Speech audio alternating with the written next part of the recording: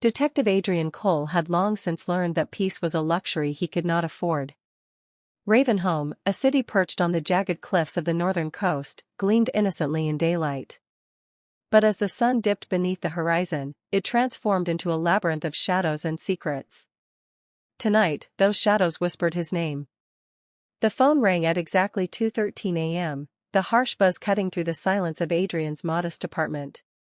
He hesitated for a second. Sleep had been elusive all week, but eventually picked up. "Detective Cole?" The voice on the other end was trembling, almost inaudible over the static. It's my sister. She's missing. I don't know where to turn." Adrian scribbled the address on a scrap of paper and grabbed his coat. The city streets were slick with rain, reflecting the neon lights like fractured glass. He drove through winding alleys, each turn revealing another layer of Ravenholm's decay, abandoned storefronts, flickering street lamps, and shadows that seemed to stretch unnaturally long. When he arrived at the apartment building, the air was thick with tension. The woman who had called him was pale, gripping the railing as if it could hold her steady. Her eyes darted toward the darkened stairwell, and Adrian could feel the chill before he even took a step inside. "Tell me everything," he said, his voice low, measured. She swallowed, her fingers trembling. "Her name, it's Emily. She didn't come home last night. And then I got a text from her phone. Just one word. Run." Adrian's pulse quickened. A single word could mean anything, but in his experience, it usually meant that something, or someone, was hunting them. Adrian led the sister, Claire, to the dimly lit kitchen. "Did Emily have any enemies? Someone she argued with recently?" he asked. Claire shook her head. "No, not that I know of. She was careful. Quiet. But, there's a man. I saw him once near her apartment a few nights ago. He wore a dark coat, and I don't know. He gave me the creeps." Adrian nodded, storing the detail in his mind. "Describe him." "Tall, maybe 6 foot. Dark hair. His eyes. I can't remember. I just know he looked like he was waiting for something, or someone." Adrian's gut tightened. This wasn't a simple runaway case. He felt it in the way the city seemed to hold its breath. He checked Emily's apartment. The door was unlocked. Inside, everything seemed untouched, normal, except for the window in her bedroom, slightly ajar. The faint scent of cigarette smoke lingered, a smell Emily never liked. A note rested on her bed, a single line, scrawled in messy handwriting. "Don't trust the shadows. They move faster than you think." Adrian frowned. He had seen messages like this before, warnings, threats, usually from someone who knew far too much. Someone close. The detective started walking the perimeter of the building. Rain-slick streets reflected the neon lights, making the city look like a living, breathing entity. And he knew that entity was hiding something. Something dark. He noticed a figure at the corner of the alley, barely visible under a street lamp. Adrian's heart pounded. "Who's there?" he shouted. The figure didn't answer. Instead, a flash of movement disappeared into the shadows. Adrian followed, heart racing, but the alley led only to dead ends and abandoned warehouses. The city seemed to mock him. Back at the station, Adrian reviewed missing person reports. Emily's case was not alone. 3 others had vanished in the last 2 months, all young women, all with connections to the coastal part of the city. None had been found. A pattern emerged. Each disappearance happened on nights when the fog rolled in from the sea, thick and unrelenting, swallowing the streets and alleys whole. Adrian leaned back in his chair, exhausted. He rubbed his eyes and stared at the map of Ravenholm pinned to the wall, red pins marking each disappearance. A trail, almost invisible, linked them all. And at the center of that trail, Emily's neighborhood. He whispered to himself, "Something's coming. And I need to be ready."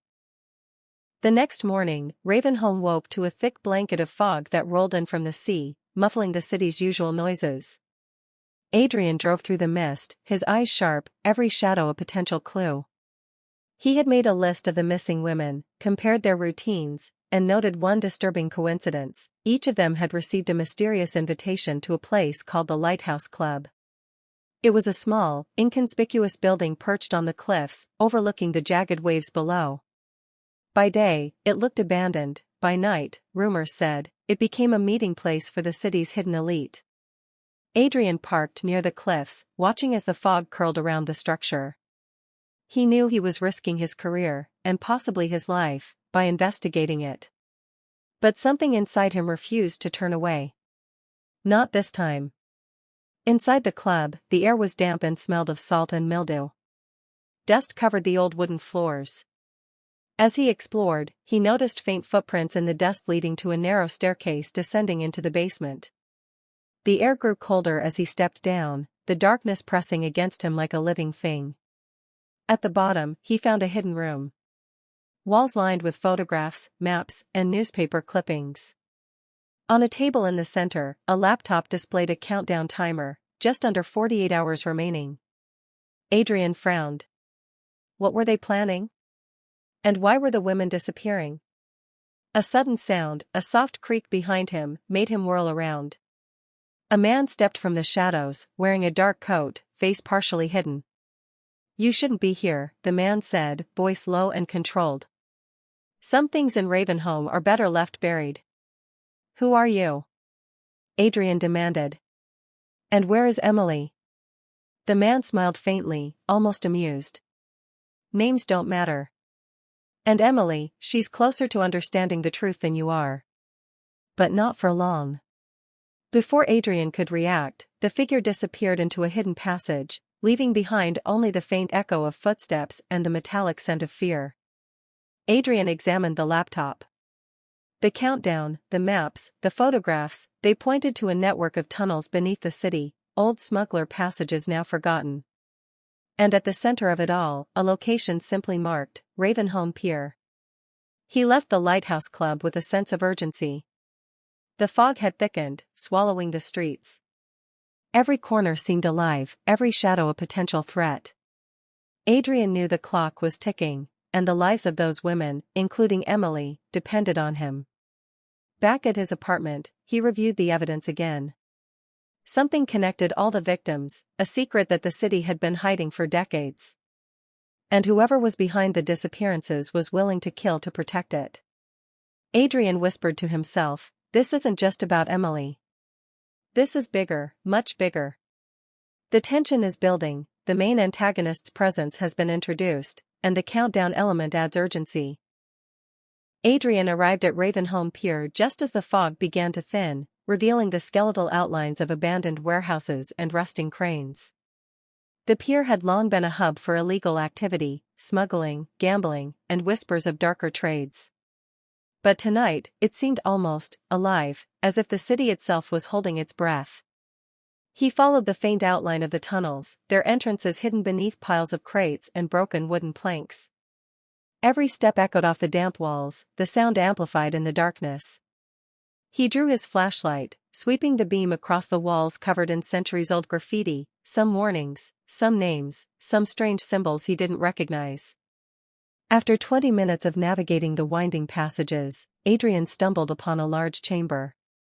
Chains dangled from the ceiling, and old lanterns flickered weakly, casting dancing shadows. In the center of the room, tied to a metal post, was Emily. Her face was pale, but her eyes widened with relief when she saw him. "Detective Cole," she whispered. "You found me." "Hold on, Emily. I've got you," Adrian said, cutting her restraints quickly. "Who did this? Why?" Before she could answer, a voice echoed through the chamber, cold and calculated, "You should have stayed away, detective." From the shadows emerged the man in the dark coat, the same figure from the Lighthouse Club. He stepped forward slowly, revealing his face, sharp features, cold gray eyes, and a smile that didn't reach them. "I've been expecting you," Adrian said, his voice steady despite the fear tightening in his chest. "Expecting me?" the man replied. "No. I've been watching you. You're clever, I'll give you that. But cleverness won't save them, or yourself. Suddenly, the chamber's walls seemed to shift. Hidden panels slid open, revealing dozens of photographs, the missing women, their faces frozen in terror, a map of Ravenholm connecting each disappearance to the pier. And at the center of it all, Adrian noticed one detail that made his stomach drop, a symbol carved into the wood beneath each photograph, a twisted black spiral, one he had seen before in old city records, tied to a cult believed to have died out decades ago. Emily's voice trembled. They're part of something bigger. Something ancient. They choose their victims carefully. The man in the dark coat advanced. This city has secrets, detective. Secrets that must remain hidden. You cannot stop what is coming. Adrian's mind raced. He needed a plan, and fast. He scanned the room, noting a narrow side exit partially covered by crates. He whispered to Emily, "Stay behind me. When I give the signal, run." The antagonist noticed him glance at the exit. Planning to escape, he sneered. "You really think it will be that easy?" Adrian lunged, using a nearby chain to swing himself toward the man, catching him off balance. A brief struggle ensued, Adrian's adrenaline pumping, his instincts razor-sharp. Emily seized the moment and bolted toward the exit, adrenaline giving her the courage to flee the chamber into the winding tunnels. Adrian turned back to confront the man, who now appeared more calculated, almost unhinged. "You don't understand the consequences," the man hissed. Adrian tightened his grip on the chain. "Try me." Emily's footsteps echoed in the tunnel as she ran, the sound bouncing like a frantic heartbeat against the stone walls. Adrian pressed forward, locking eyes with the man in the dark coat. For a moment, time seemed to freeze. "You've seen the spiral now," the man said, his voice low and venomous. "That means you can't walk away. Once the spiral takes hold, it never lets go." Adrian swung the chain again, forcing the man back just enough to dart toward the exit. He knew he couldn't defeat him in these tunnels, not when the man seemed to know every corner, every hidden passage. Catching up with Emily, Adrian whispered urgently, "We don't stop until we're out." They raced through the twisting maze of tunnels. Adrian's flashlight beam danced wildly across the damp stone, occasionally catching carvings etched deep into the walls, spirals, circles, strange runes that pulsed with a sense of dread. Whoever had built this network hadn't just been smugglers, they had been worshippers. Finally, they emerged into the open air, the fog outside almost blinding after the suffocating darkness. Both of them gasped for breath, but Adrian knew they weren't safe yet. Back at his apartment, Emily finally spoke in full sentences, her voice shaky but urgent. "It started with an invitation. A letter slipped under my door. It told me I'd been chosen, detective. Chosen for something called the Awakening. I thought it was a joke at first. Then I started noticing people following me. Always the same man. And then last night, I blacked out. When I woke up, I was in that chamber." Adrian nodded grimly. "The lighthouse club, the tunnels, the spiral, it's all connected. This isn't just a string of disappearances. It's a ritual." Emily's face drained of color. "Ritual?" "Yes," Adrian said. He pulled out an old case file from his drawer, one that had haunted him for years. It detailed a cult that had once operated in Ravenholm, a cult obsessed with the sea, the fog, and the symbol of the spiral. They believed the city itself was alive, that the fog was its breath, and that through sacrifice, they could keep Ravenholm prosperous while outsiders suffered. The case had been buried, dismissed as conspiracy theories. But Adrian had always suspected there was more. "The countdown on that laptop," Adrian continued. "Whatever they're planning, it happens in less than 48 hours. Emily whispered, "And the others, the missing women?" Adrian met her gaze, his jaw tight. "We have to find them before the spiral claims them." At that moment, his phone buzzed. An anonymous message appeared. "Pier. Midnight. Come alone. Or she dies." Adrian's blood ran cold. He had escaped the tunnels, but the game was far from over. The spiral had drawn him in, and now, he was part of it. The pier was silent, save for the steady crash of waves against the wooden posts. The fog was so dense it seemed to smother the sound, wrapping the world in a suffocating hush. Adrian stood alone beneath a flickering lamp, his coat pulled tight against the damp chill. His instinct screamed at him not to come, but the message had been clear: come alone. Or she dies. He couldn't risk another life, not after what had already been lost in Ravenholm. Midnight came. The lamp sputtered once, twice, then went dark. From the mist emerged three figures, their faces hidden beneath hoods. At their center stood the man in the dark coat, his expression calm, almost amused. "You kept your word, detective," he said softly. "Good. That means she still has a chance." Adrian's fists clenched. "Where are the missing women? Where are you keeping them?" The man tilted his head, studying him like a predator toying with prey. "They are safe, for now. Preparing.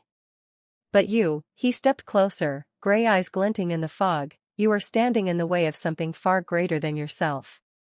Do you know what the spiral represents, detective?" Adrian stayed silent, his gaze unflinching. "The spiral is the shape of the city itself," the man continued, gesturing out to the misty waves. "A cycle without end. Growth. Renewal. Sacrifice. Without it, Ravenholm rots. With it, Ravenholm thrives. You see the decay, the crime, the misery. But beneath it all, there is order. Balance. The spiral demands lives, and in return, the city breathes." Adrian's stomach twisted. "You're killing innocent women for balance?" The man smiled faintly. "Not killing. Offering. You cannot fight the city itself, detective. You cannot fight what has always been." Adrian took a step forward. "Where are they?" The man gestured toward the fog. "Midnight tomorrow. The old lighthouse. You'll find your answers there. But I warn you, detective, sometimes the truth is worse than ignorance." Before Adrian could react, the three figures melted back into the fog, vanishing as if the night itself had swallowed them whole. Adrian's pulse thundered in his ears. He had a location, a deadline, and the gnawing dread that the cult's ritual would unfold whether he was ready or not. When he returned to his apartment, Emily was waiting anxiously. "Well?" she asked. Adrian sank into his chair, exhausted. "The lighthouse. Tomorrow night. That's where they'll finish this." Emily's eyes widened. "Detective, the lighthouse hasn't worked in years. No one goes there. It's cursed." Adrian looked at her, his jaw tightening. "Then that's exactly where we'll go." He didn't tell her the truth that gnawed at his mind, that he feared the spiral wasn't just a symbol. That maybe, just maybe, the cult's whispers about Ravenholm being alive weren't entirely madness. The following day crawled by in unbearable silence. Adrian couldn't shake the image of those hooded figures vanishing into the fog, nor the calm certainty in the man's voice when he spoke of balance. It gnawed at him, a parasite in his thoughts. He spent the morning buried in archives at the Ravenholm Historical Society, a crumbling brick building that smelled of mildew and dust. The old caretaker, a frail man named Whitaker, raised a bushy brow when Adrian asked about the lighthouse. "The lighthouse?" Whitaker rasped. "Best left forgotten. Bad things happened there. Real bad." Adrian pressed him. "What kind of bad things?" Whitaker hesitated, his gaze darting to the empty corners of the room as if afraid someone, or something, might be listening. "Shipwrecks that shouldn't have happened. Entire crews gone missing. Then the disappearances started, people who went in and never came out. They said the light wasn't guiding ships, detective. It was calling something from the sea." Adrian felt a chill snake down his spine. "Do you know what the spiral means?" Whitaker's face paled. He leaned in, whispering, "It's older than the city. Older than the lighthouse. The spiral isn't just a symbol, it's a door. And doors, well, they open both ways. Before Adrian could ask more, Whitaker shut the old ledger with trembling hands. I've told you enough. If you're wise, you'll burn whatever notes you've taken and leave Ravenholm tonight. But Adrian wasn't leaving. Too many lives depended on him. Back at his apartment, Emily paced restlessly. Detective, you look like you've seen a ghost. Worse, Adrian muttered, spreading out his findings on the table: maps of the tunnels, records of missing ships, photographs of spiral carvings from centuries ago. The lighthouse isn't just where they're holding the women. It's where they plan to finish their ritual. And if Whitaker's right, they're trying to open something. Something that should stay closed. Emily's hands trembled as she picked up one of the photos. And you're going there? Alone? Adrian gave her a small, grim smile. Not alone. You're safer with me than anywhere else right now. But we'll need help. He made a call to an old friend, Detective Marcus Hale, a man with a reputation for bending rules when the job demanded it. Hale owed Adrian more than one favor. When Marcus arrived that evening, he took one look at the maps and let out a low whistle. You always find the weird ones, Cole. You sure about this? No, Adrian admitted. But if we don't stop them tomorrow night, Ravenholm will drown in more than just fog. Marcus cracked his knuckles. Then let's give them hell. That night, as the fog rolled in thicker than Adrian had ever seen, he stared out his window at the faint silhouette of the old lighthouse standing against the sea. For years, it had been nothing more than a decaying relic. But tomorrow night, it would be the heart of Ravenholm's darkest secret. And Adrian Cole would be waiting.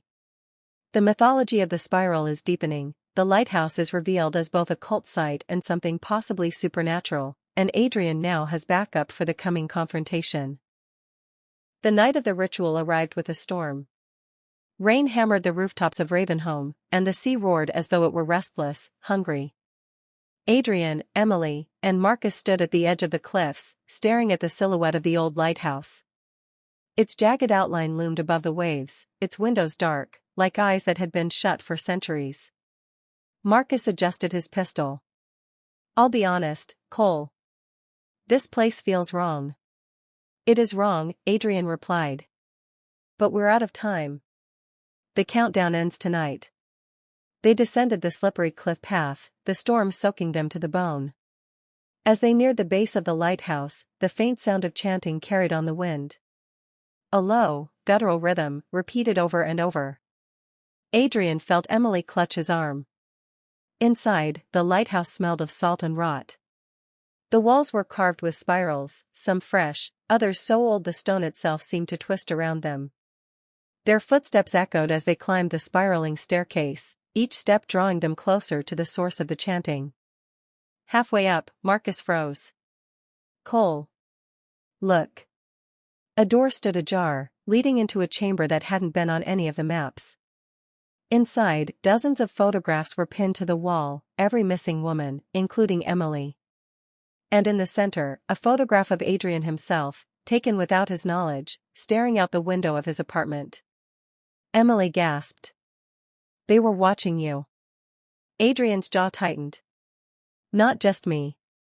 All of us. The chanting grew louder as they reached the top of the lighthouse. The room was circular, its walls covered in spirals painted in crimson. Candles flickered, casting long shadows. At the center of the room stood the hooded figures, surrounding a stone altar. The man in the dark coat turned to greet them, his gray eyes gleaming. Right on time, detective. The spiral welcomes you. On the altar lay 3 women, bound but alive, the other missing victims. Their eyes pleaded silently as the chanting rose to a fever pitch. Adrian stepped forward, gun drawn. It ends tonight. The man chuckled, spreading his arms. On the contrary, detective. Tonight it begins. The spiral is opening. Do you not feel it? The city has been waiting. As if to punctuate his words, the storm outside surged. The lighthouse shook, its stones groaning under the pressure. From the cracks in the floor, seawater began to seep upward, swirling in unnatural patterns, spirals, pulling toward the altar. Emily's voice broke in fear. "Adrian, it's real." For the first time, Adrian felt doubt gnaw at his resolve. This wasn't just a cult. Something deeper, older, was awakening beneath Ravenholm. Marcus whispered, "Cole." "Orders?" Adrian steadied himself. "Save the women. Stop the ritual. No matter what." He stepped into the circle, the spiral pulsing around him like a living thing.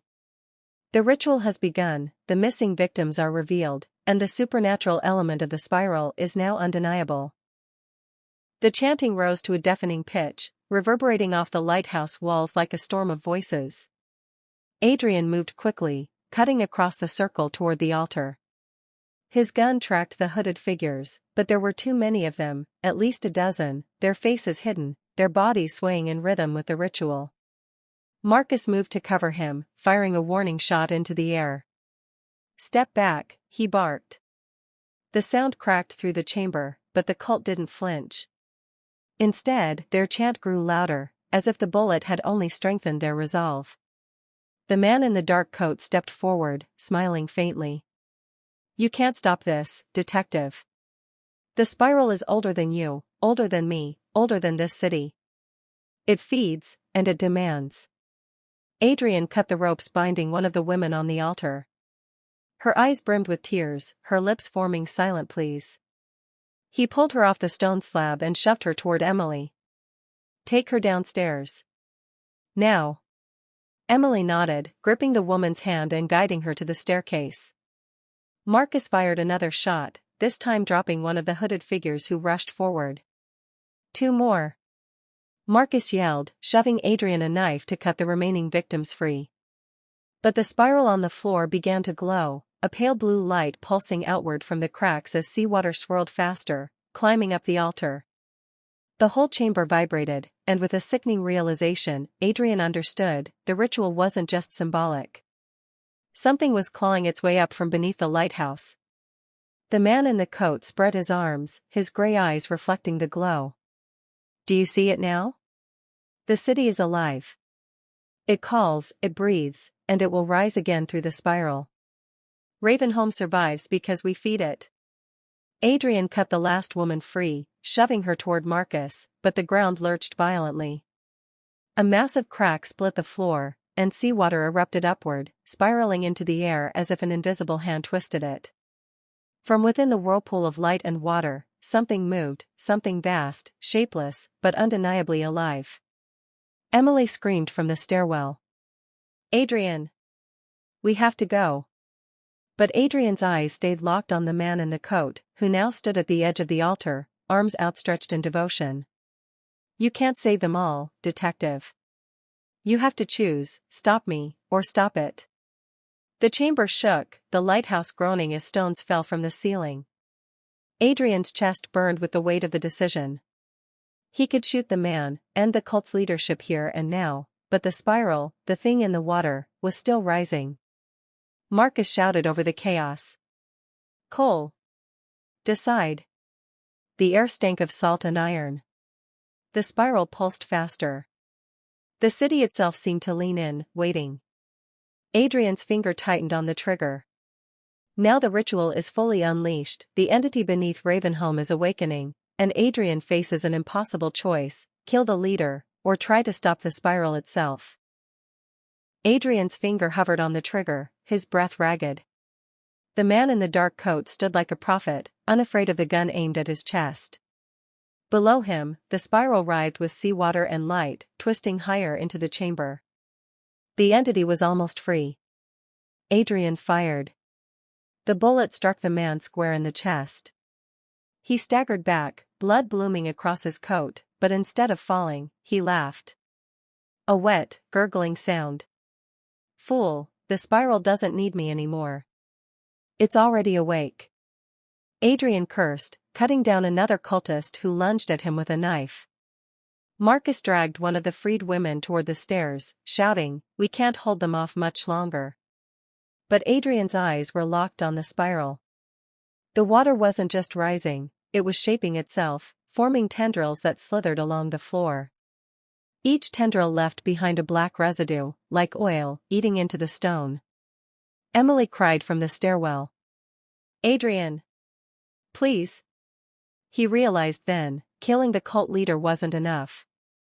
The spiral was a wound, and it was bleeding into the world.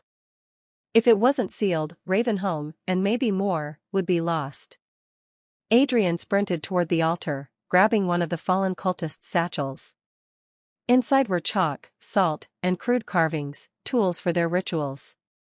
He remembered the note he had found in Emily's apartment: "Don't trust the shadows. They move faster than you think." It hadn't been a warning about people. It had been about the spiral itself. Adrian dropped to his knees and began scrawling counter-symbols across the stone floor, his hands moving with a certainty he didn't fully understand. Salt burned under his fingers as he poured it into the cracks. The spiral recoiled, shrieking in a voice that wasn't sound but vibration, rattling his bones.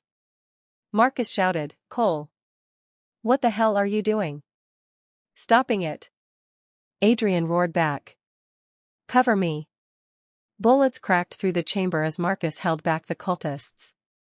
Adrian's vision blurred, his chest aching with every heartbeat, but he kept drawing, kept scrawling, forcing the spiral's form into collapse. The man in the coat staggered toward him, blood dripping from his lips. "You can't stop it. You think you can erase centuries with chalk?" Adrian pressed his palm to the center of the spiral and shouted with everything in him, "You don't own this city." Light exploded outward. The seawater convulsed, the tendrils snapping like brittle glass. The cultists screamed as the glow swallowed them, their bodies dissolving into ash. The man in the coat shrieked one last time before the spiral imploded, sucking him down into nothing. The chamber went silent. The lighthouse groaned, its stones cracking, but the spiral was gone. The air smelled of burnt salt and ocean brine. Adrian collapsed to his knees, chest heaving. Marcus grabbed his shoulder. "Cole! You did it! Jesus, you actually did it!" Emily ran to his side, tears streaming down her face. "It's over, Adrian. You stopped it." But Adrian's eyes drifted to the floor where the spiral had been. Though it was gone, the stone was scarred, etched deep with marks that no chalk or salt could erase. And as the storm outside began to quiet, Adrian knew the truth. It wasn't over. Not really. The lighthouse was falling apart. Stones rumbled loose from the ceiling, crashing to the floor as Marcus dragged Adrian to his feet. Emily helped support him as they stumbled toward the staircase, the freed women clinging together, their sobs echoing through the collapsing tower. Outside, the storm had broken.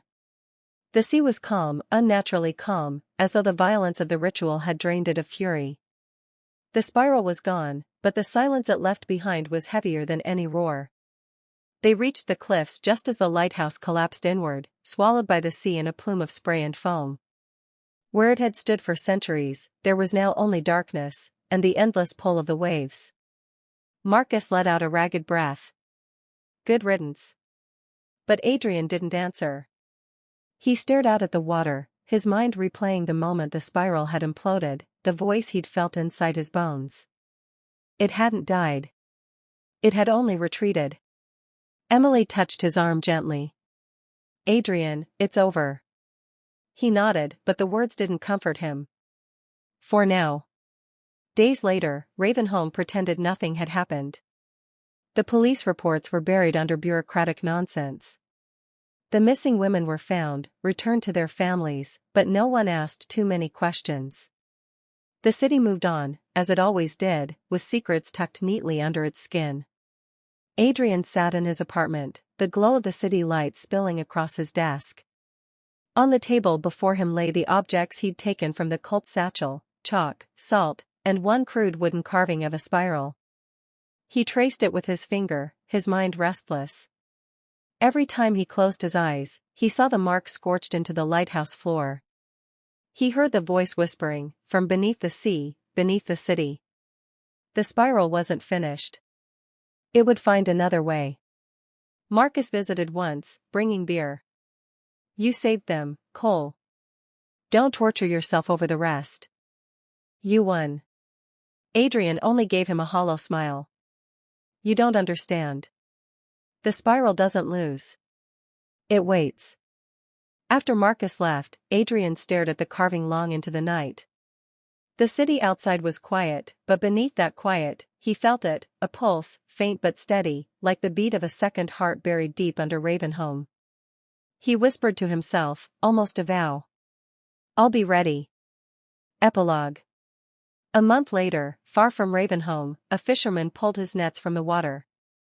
Tangled in them was something strange, a piece of stone, etched with spirals, slick with black residue.